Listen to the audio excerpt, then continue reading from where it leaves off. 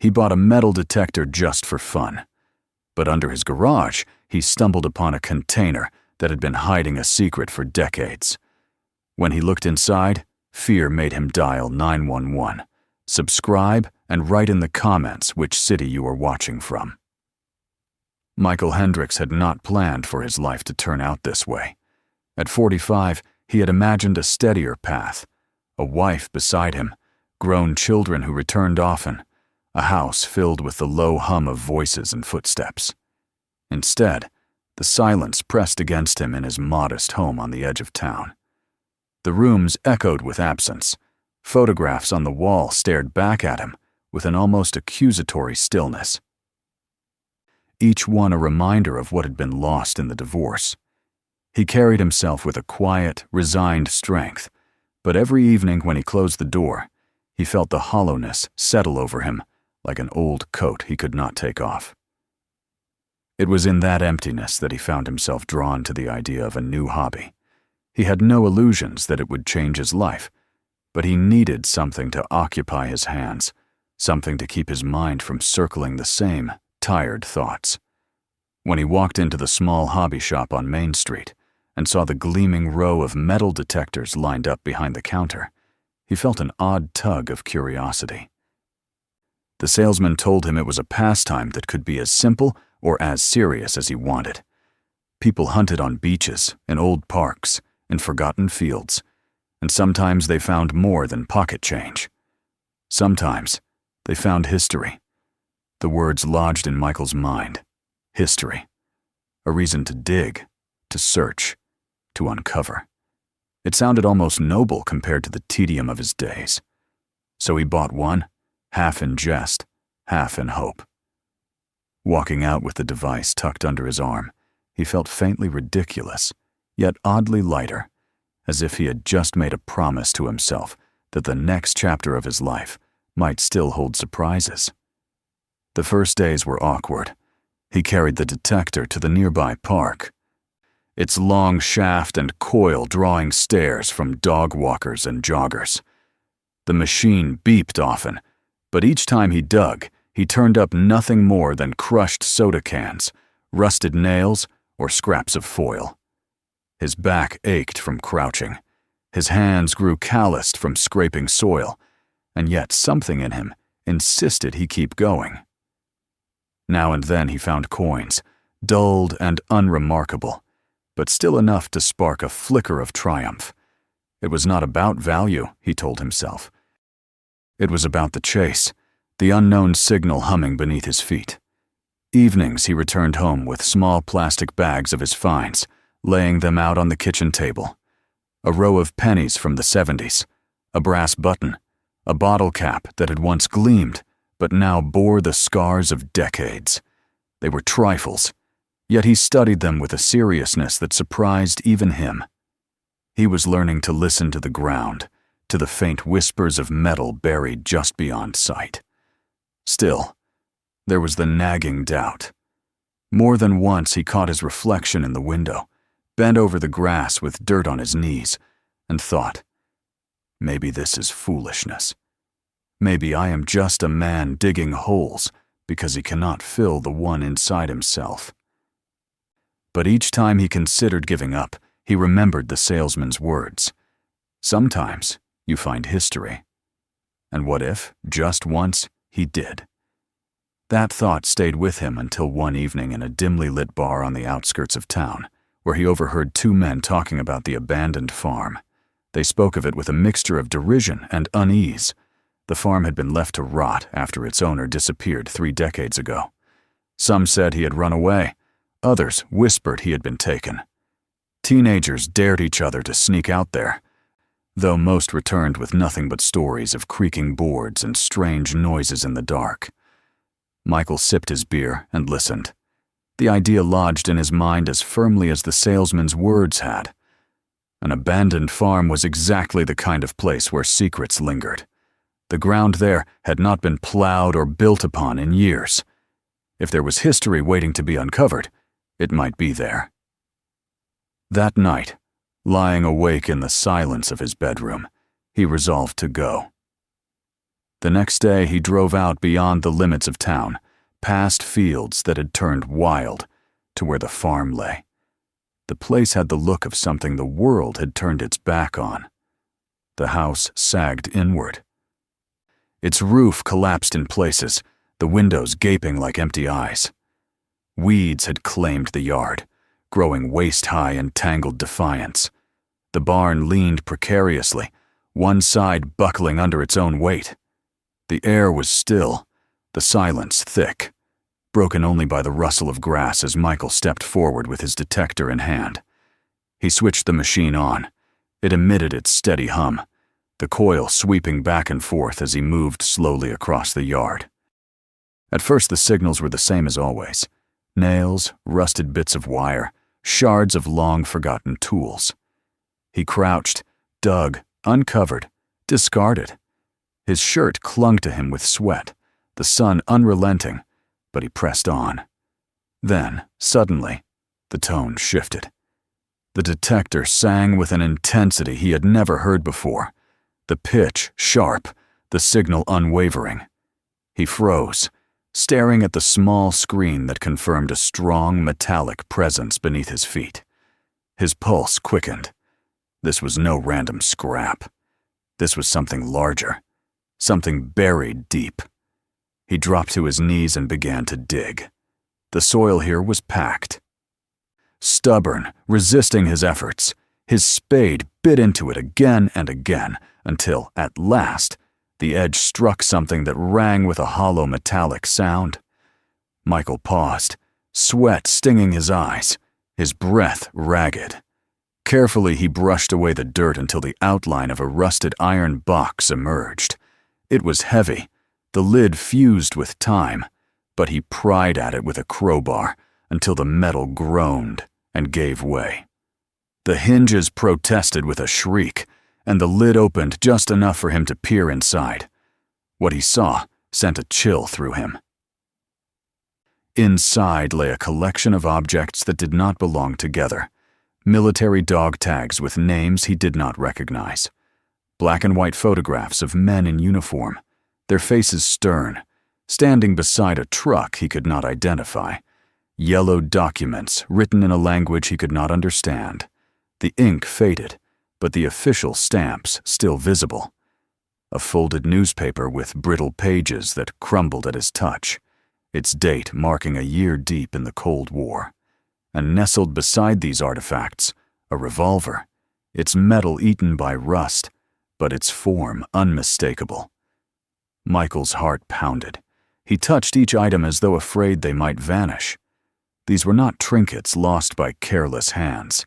They had been placed here deliberately, sealed away, hidden from sight. The weight of it pressed down on him. This was not chance. This was someone's secret. He packed the items carefully back into the box and carried it to his truck. The whole drive home, his mind raced. Who had buried these things? Why here, on this forgotten farm? And what did it mean that no one had found them until now? That night, he set the box on his kitchen table. The photographs stared up at him, the men frozen in time, their eyes hard, their uniforms unfamiliar. He traced the letters on the dog tags, tried to sound out the names, foreign and strange. He held the revolver gingerly, imagining the hands that had once gripped it. Each object whispered of a story, but one he could not yet understand. He tried to translate the documents using an online tool, but the words that appeared on the screen were fragments, disjointed and ominous. Phrases about operations, about transport, about things hidden and secured. He leaned back in his chair, the glow of the screen casting shadows across the room, and felt the unease settle deep in his chest. Sleep did not come easily. Each time he closed his eyes, he saw the box, the photographs, the weapon. The house around him was silent, but the silence no longer felt empty. It felt watchful. As though by unearthing what was buried, he had awakened something. Lying there in the dark, Michael realized this was no longer about a hobby. The metal detector had given him more than coins or trinkets.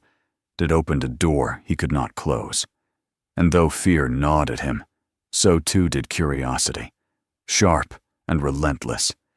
He whispered to himself in the dark, a vow he barely understood.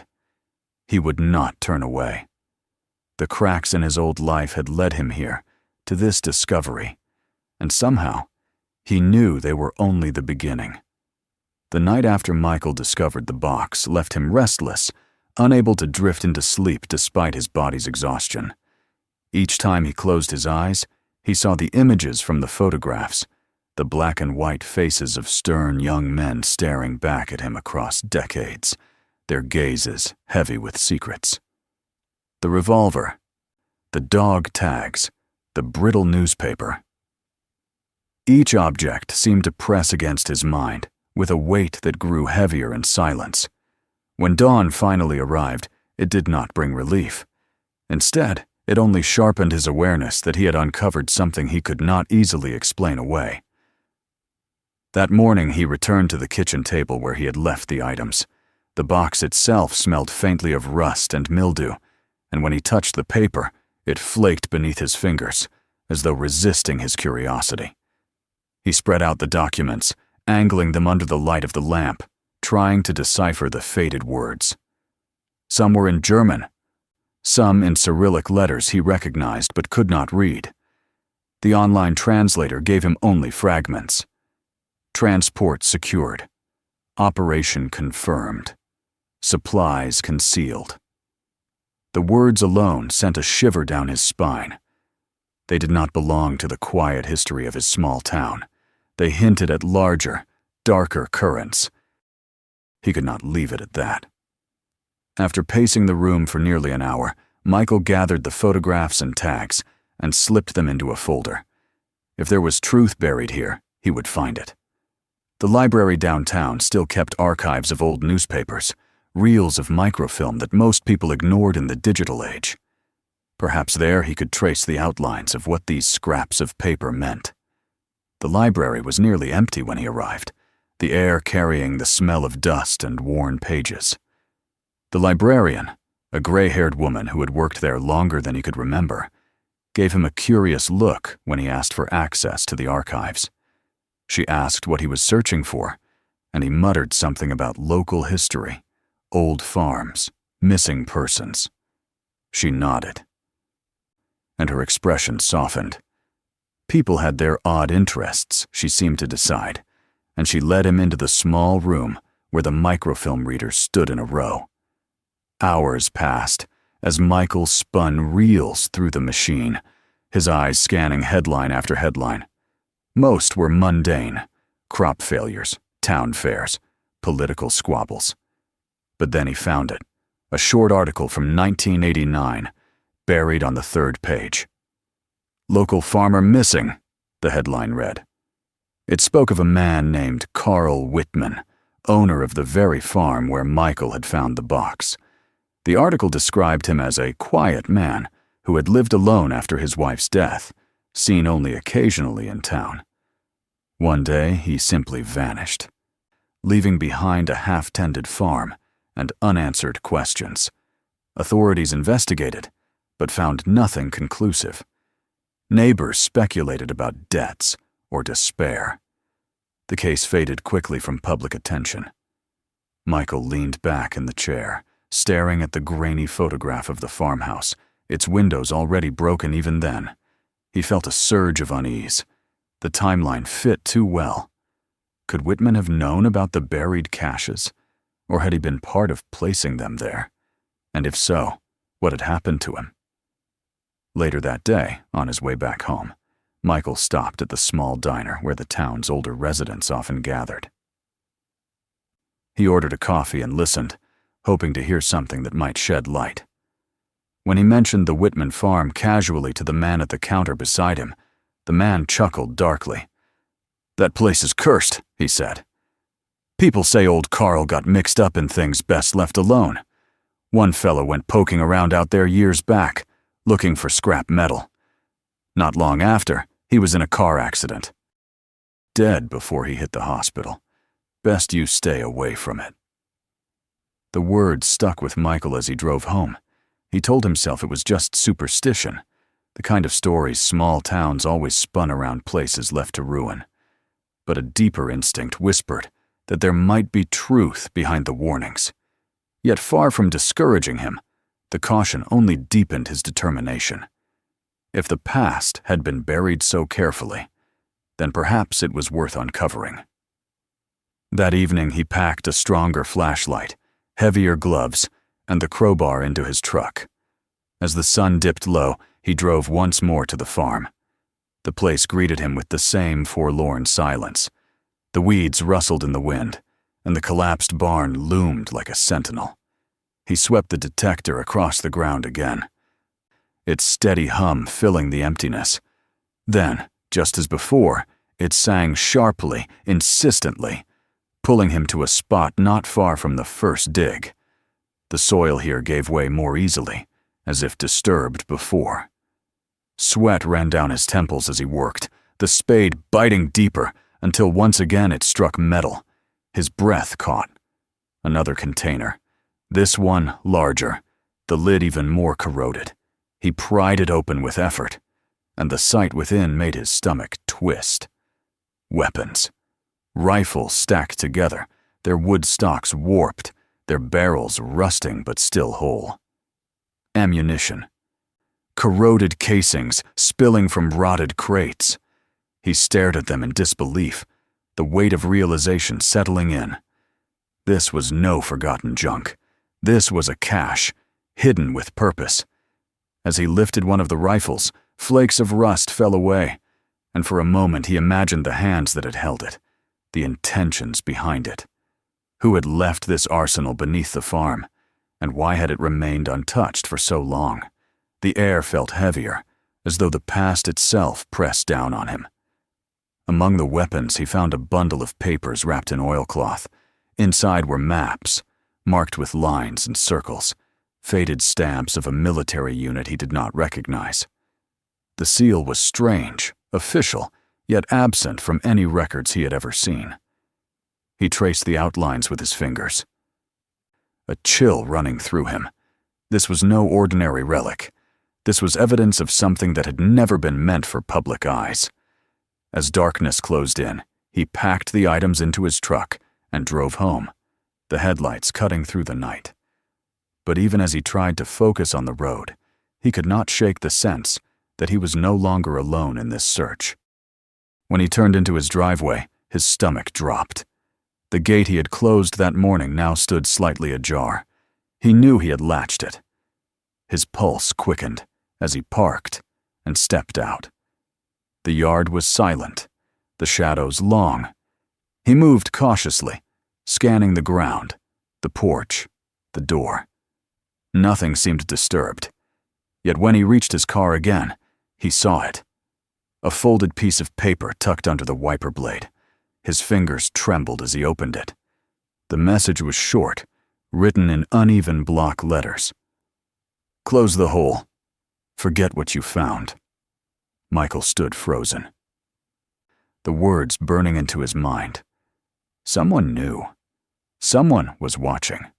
The artifacts, the weapons, the maps. They were not his private discovery. They belonged to a secret that others hadn't wanted uncovered. Inside, he locked the doors and sat at the kitchen table, the note beside him. Fear pulsed through him, mingled with a stronger current of defiance. He remembered his ex-wife's words, thrown at him in anger during the last months of their marriage. "You always chase after things that don't matter. You never know when to stop." For a moment he wondered if she had been right, but as he stared at the photographs, the maps, the rifles, he felt something else rise in him. This mattered. Maybe more than anything he had ever done. The night stretched long, filled with uneasy shadows and the whisper of imagined footsteps outside. Yet beneath the fear, his resolve hardened. He could walk away, bury the boxes again, pretend nothing had happened. But he knew he would never forgive himself for surrendering to silence. Whatever this secret was, he was bound to it now. He would see it through, no matter the cost. By the time the first light of dawn crept through the blinds, Michael's decision was set.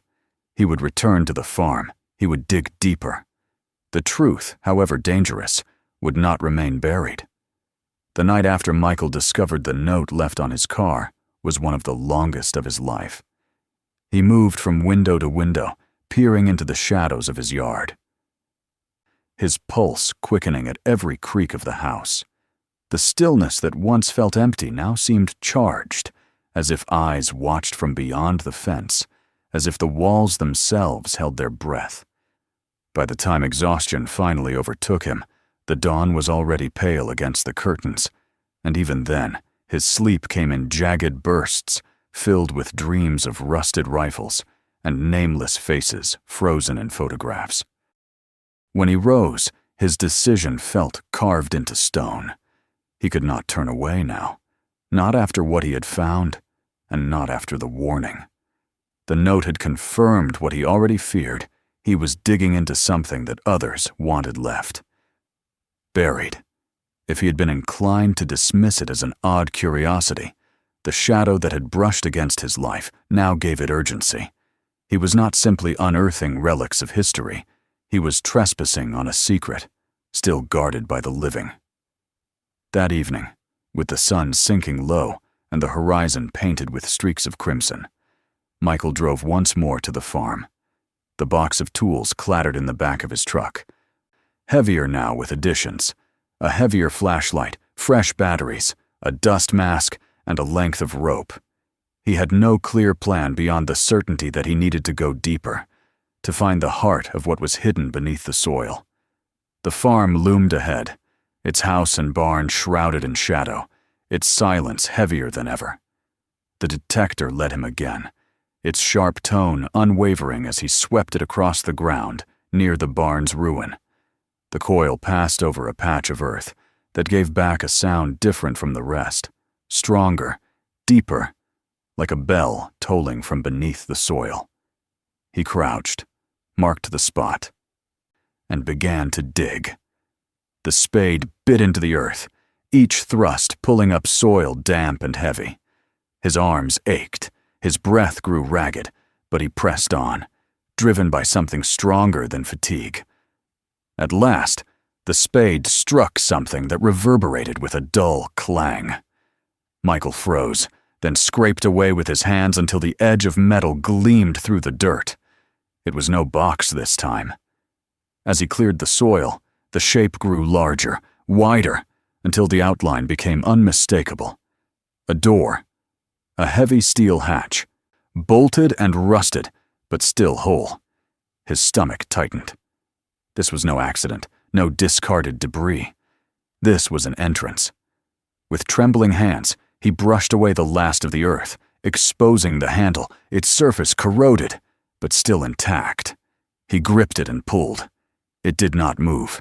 He pulled again, harder, the muscles in his arms straining, but the hatch refused to yield. Gritting his teeth, he fetched the crowbar and wedged it into the seam. The metal shrieked as he leaned his full weight into it. For a moment, nothing happened. Then, with a sudden groan, the hinge gave way, and the hatch shifted open just enough for stale air to escape. It hit him like a blow, thick and rancid, the smell of damp stone and decay, of years sealed away. He pulled his shirt up over his nose, but the stench clung, clawing at his throat. When it faded, he crouched at the opening, shining his flashlight into the void. The beam cut through the dust and revealed a staircase descending into darkness, its railings rusted, its steps coated in grime. The light vanished before it reached the bottom, swallowed by shadow. Michael's heart hammered in his chest. He told himself to leave, to close the hatch, to walk away before he crossed the point of no return. But curiosity pulled at him with the force of a tide. He fetched the rope, tied it around a beam of the ruined barn, and fastened it around his waist. Then he placed one boot on the first step. The metal groaned beneath him, a sound like a warning, but it held. Slowly, cautiously, he descended. the beam of his flashlight trembling as it swept across the walls. The air grew colder with each step, and the smell worsened, heavy with mildew and rust. Dust rose in faint clouds, making him cough despite the mask. He counted steps in his head, but lost track. His mind, too consumed by the weight of the darkness pressing closer. At last, his boots struck solid ground. The sound echoed, bouncing off unseen walls, and he realized the chamber was larger than he had imagined. He raised the light and swept it across the room. The beam caught on crates stacked against the far wall, their wood swollen and cracked with moisture. Old shelving units sagged, their contents buried under dust. The chamber was not empty. It had been used, abandoned, and left to decay. He stepped forward, the crunch of debris beneath his boots unnaturally loud. He crouched at one of the crates, brushed away dirt, and pried at its edge. The wood splintered easily, brittle from years underground. With a crack, the corner gave way, and dust billowed out, choking his lungs.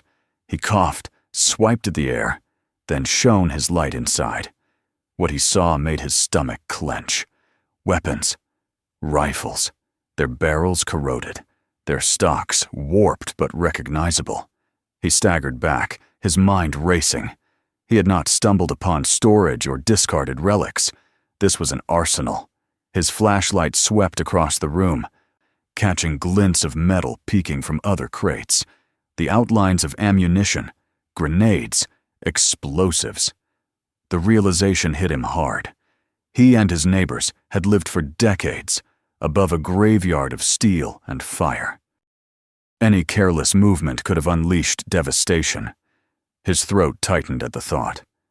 Children on bicycles, mothers with strollers, the old widow tending roses, all of them had lived their lives in ignorance of the danger beneath their feet. For a moment, panic nearly overtook him. He turned back toward the staircase, ready to flee, to seal the hatch and never return. But he stopped, frozen in place. He had come too far to retreat. He needed to know the truth of what this place was and why it had been buried. Deeper into the chamber, his light caught on a rusted metal cabinet. He opened it slowly, the door groaning, and inside found rifles arranged upright, their barrels pointing toward the ceiling, as if waiting for hands that would never come. He touched one, and a jolt of revulsion shot through him, as if the metal carried not only rust, but memory. He let go quickly, his hand trembling. On the far wall hung a map, its paper brittle, its edges curled with age. Michael approached, brushing away dust. His heart raced as he recognized the outlines of his town, though the streets were fewer, the layout older. Circles and lines had been drawn in thick pencil across the map. His street was marked heavily. His house nothing more than a blank square above a shaded section.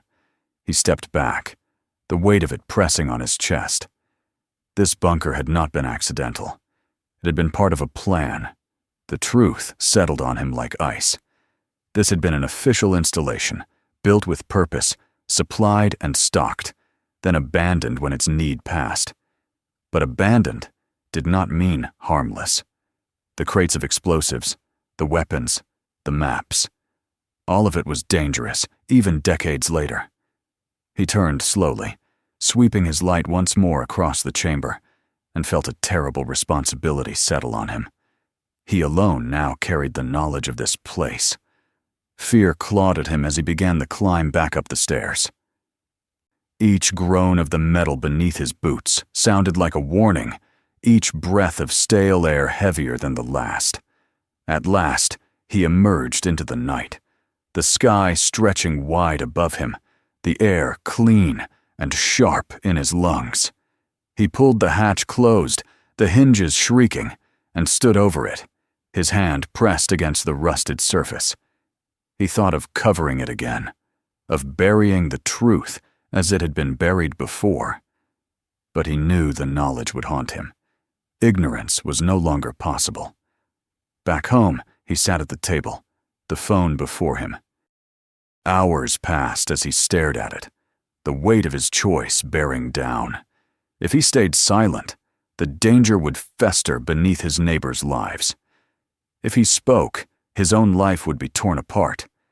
He imagined police, flashing lights, strangers swarming his yard, his home condemned. But then he imagined the roar of an explosion, the devastation that silence might bring. His father's voice, long gone, echoed in his memory. Responsibility is not a choice you can set aside when it's inconvenient. It is a weight you carry, whether you want it or not. At midnight, his hands trembling, Michael dialed the number. The dispatcher's voice on the other end shifted from confusion to urgencies as he described what he had found. He was told to stay calm, to leave the hatch sealed, that officers were on their way. When he hung up, relief and dread washed over him in equal measure. By dawn, the hum of engines filled his street. Police cruisers, trucks marked with emblems he did not recognize, men in heavy gear moving with precision. Neighbors stumbled from their homes in confusion as officers went door to door, urging evacuation. Mothers clutched children. The elderly were guided down steps. And soon the street was filled with displaced families, staring back at Michael's house. Their gazes fell on him, some grateful, others accusatory, as if he had brought the chaos upon them. He stood apart, arms folded, his chest tight. The specialists pried open the hatch with care, their movements deliberate. More personnel followed, carrying protective containers.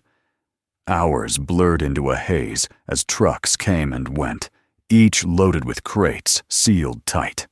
Reporters gathered at the barricades, their cameras flashing, their voices clamoring for answers. To them, he was a headline, a face for a story. To himself, he was a man watching his life unravel under the weight of truth. Days later, when the last truck departed and the evacuation order lifted, the hatch in his driveway lay open to the sky. Officials promised it would be sealed permanently, the ground filled, the surface rebuilt. But Michael knew the scar would remain. He stood at the edge of the pit, the setting sun painting the horizon gold, and felt the quiet shift of his life. He had wanted nothing more than to fill the cracks in his driveway. Instead, he had split open the earth and uncovered a secret too heavy to remain hidden. The neighbors returned, their routines resuming with tentative steps, but life was no longer the same. Conversations faltered when he passed, eyes lingered, gratitude mingled with suspicion. He could not blame them. It was easier to resent the man who had found the secret than to accept that it had always been there beneath them. That evening, alone in his yard, Michael gazed at the hatch one last time before it was sealed. The air was cool, the sky deepening into dusk. He closed his eyes and heard again the first clang of the spade against metal, the sound that had set everything in motion. He wondered if he would ever sleep as peacefully again, if the ordinary rhythm of life could ever return. But as fear pressed at him, so too did something steadier. He had done what was right. He had chosen responsibility over silence, duty over denial. When he finally turned toward the house, the street lay quiet once more. The world above had resumed, fragile and unaware of the darkness it had once slept upon. Michael carried that truth with him now, etched into his bones, as surely as the cracks that had first appeared in his driveway. His life was altered, perhaps forever, but he walked inside with the quiet strength of a man who had faced fear and endured, knowing that the price of truth was steep, but silence would have cost far more. Subscribe to the channel so you never miss the next story. Take a moment to watch the next video waiting for you. Right now, there are many more to discover, and don't forget to share this video with friends and family. Some stories are too important to keep to yourself,